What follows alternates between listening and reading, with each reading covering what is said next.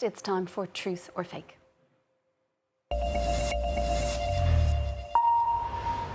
Catalina Marchanta-Abreu is here in studio. Catalina, you are staying with this story. Let's clarify some of the terms and conditions of this ceasefire deal.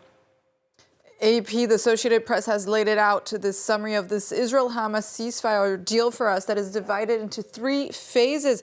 Phase 1 that will encompass 42 days. The main points that everyone is worried about: the hostages. Hamas will release 33 hostages, including female civilians and soldiers, children and civilians over 50. This is the priority in stage 1.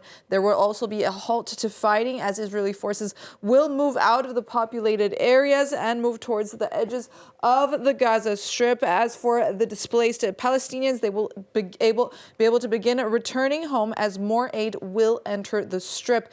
Then we enter into phase 2 that will encompass 42 more days, the phase that is intended to end the war. We will enter what's being called the sustainable calm phase, where Hamas will be releasing the remaining hostages in exchange for what is yet to be a negotiated number of Palestinian prisoners, as a full withdrawal of Israeli troops is expected from the Gaza Strip during this second phase. And Phase 3, this is the grim part, as the bodies of the deceased Israeli hostages will be exchanged for the bodies of the deceased Palestinian fighters, as an implementation of a 3 to 5 year reconstruction plan for Gaza is put forward under international supervision, and border crossings into and out of Gaza are reopened. However, the ceasefire deal is not guaranteed to continue beyond phase 2 of the deal, beyond the first phase of the deal, although Israeli officials say that they're eager to bring back all of the hostages back home. There are many reports that these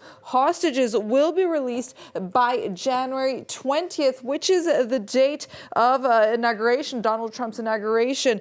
Trump's Middle East envoy Steve Witkoff is pressing for a Gaza ceasefire deal before this date of January 20th, as Trump has threatened that there will be hell to pay in the Middle East if Hamas doesn't release the hostages by the time that he is inaugurated. Sharon. Well, Catalina, talk to us a little bit more about what we're hearing of the detail about how Israeli troops are planning to pull out of Gaza.